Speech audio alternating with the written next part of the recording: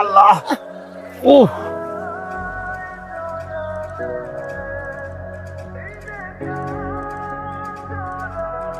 তুমি কিন্তু সাবধানে থাইকো।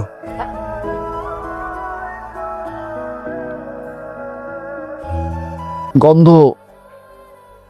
ও সরি, আমি তো ভুলে গেছি আমি জমিদার ভাই মাকে নিয়ে আসছি। কাজ করতে হবে না, চলো।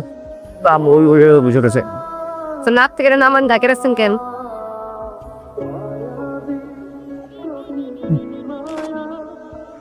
সরি, গরু না?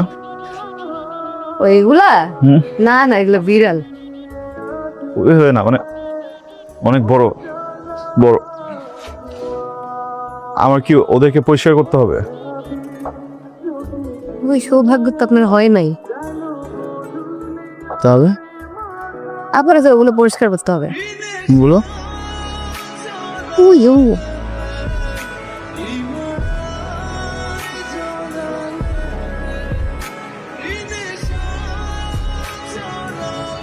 ঘাস তো পানিতেই হয়, জীবনে ঘাস কাটেন নাই? পানিতে থাকে না, অনেক ঘাস কাটছি তখন না, অন্য সিজন ছিল। যাই হোক, এই যে এখানকার ঘাসগুলা ভালো আছে, কিন্তু সুন্দর করে ঘাস কাটা বস্তার মধ্যে ভরবেন। দেখেন আবার ওই যে ধান আছে ওইদিকে, ওইটা কাটেন না, মাইন্সের দিবে পিটেন ধরে খেললে। কি হচ্ছে, তাকে আছেন কেন? বুঝছেন কি বলছি? হ্যাঁ, তো মাথা এলেন না কেন? শোনেন, একটা কথা বলবো তো সময় না করলে? বলেন। অনেকগুলো ঘাস তো আপনার কাটতে হবে না, শুধু যদি একটু বসতেন, গল্প করতাম আর কাটতাম, নাহলে তো বোর হয়ে যাবো। আজ করে জায়গা পেলাম না, হ্যাঁ? চুপ করে ঘাস কাটেন, সুন্দর করে কাটে বস্তা ভরে নিয়ে আসেন। আরো অনেক কাজ বাকি আছে, কাটতে হবে। স্যার আমি কি হয়েছি? স্যার বলি কি, ওই ভিলেজ অ্যাঙ্গেল তো চলে গেছে স্যার। আপনি কি কি স্যার, তো দেখবে না? আপনাকে কতবার বলছি আমার পারমিশন ছেড়ে এদিকে আসবেন না। স্যার বড় স্যার ওদিকে আমাকে ফোন দিতে দিতে স্যার পরেশান করে ফেলছে। আপনি তো একবার ফোন দিতে পারেন স্যার। স্যার আর আপনার জন্য একটা ব্যাড নিউজ আছে স্যার। সোনিয়া ম্যাডাম কিন্তু এখানে চলে আসছে। আমি তাকে ভুলভাল অ্যাড্রেস দিয়ে এখানে গেছে, সেখানে ঘোরাচ্ছি স্যার। আমি জানি না স্যার কতক্ষণ ঘোরাতে পারবো। আচ্ছা ঠিক আছে, আপনারা এখন যান। আমার কাছে আমার মুখের কথা আর চোখের ভাষা এক লাগে না, এই সৃষ্টির জন্য বেরোলাম। মামুনি তখন আমি একটা বটি নি, এত পাকনামি করতে হবে না। পিছা থাক, সাবধানে গায়ে না লাগে। এই তোর মাথা তো নষ্ট হয়েছে, ওর মাথা নষ্ট করিস না এত। যা ঠিক মতো পোলাটার খাবার দিয়ে যা। বাপের মতোই তো হয়েছি। কিছুই কন যায় না, সেটা উঠে বাপের মতো হইছে। ফালা বড় মাছ ধরার চেষ্টা করতে, ঠিক আছে? বড় মাছ ধরো, বড় হইতে না না ইচ্ছা ধর। ওজন ঠিক আছে। জাল মারতে তো পারো নাকি? হ্যাঁ হ্যাঁ। তাহলে কাজ চালাই যাও। হ্যাঁ চাচা, হ্যাঁ থ্যাংক ইউ। না ঠিক আছে, আর দোয়া করে।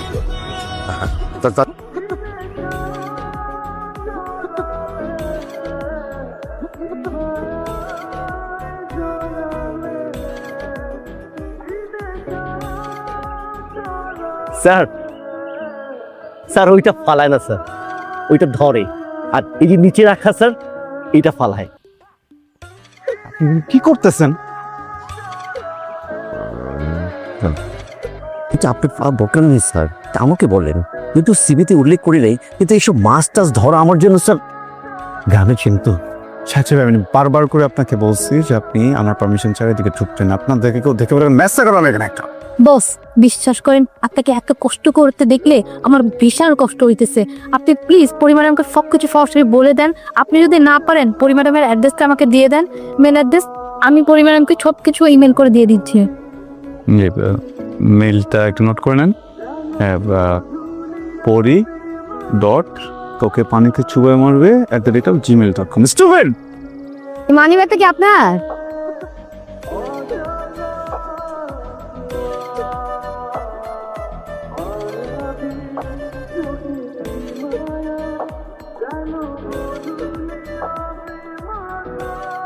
আপনারা কারা? হ্যাঁ তার আগে বলেন তো এই লোকটাতে একটা ঘন্টা ধরে তাকে আমি অ্যাড্রেস জিজ্ঞেস করছি, সে বলতে পারছে না। স্টুপিড একটা। এটা মনে হচ্ছে ইজিপ্ট থেকে পাওয়া, একদমই মনে হচ্ছে একটা আসল পরী গ্রামের রাস্তা দিয়ে হেঁটে বেড়াচ্ছে দুপুরে। এসব পটানোর ফোন দিবার দিয়ে আমাকে বলেন তো, আপনাকে আমার কাপড় ধুতে কে বলছে?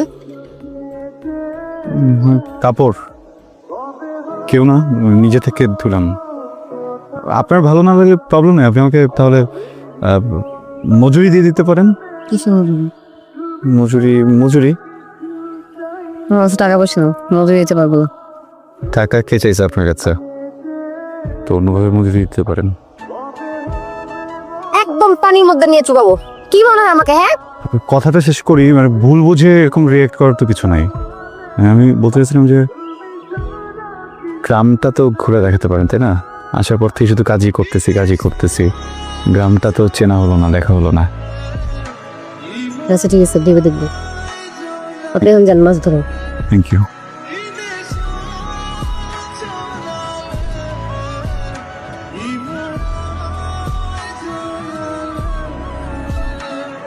খেলেন। কি ফালাতে পারেন না? পারবো না কেন, এটাই তো করি সবসময়। আসলে আমি ওই মাছের গতিবিধি বোঝার চেষ্টা করতেছি, ঠিক কতটুকু গতিতে মাছ যাবে সেটা বুঝে অতটুকু গতিতে আমি জাল মারবো, যেন ছোট মাছগুলো নিচ থেকে চলে যায়, বড় মাছগুলো ধরে ফেলতে পারি।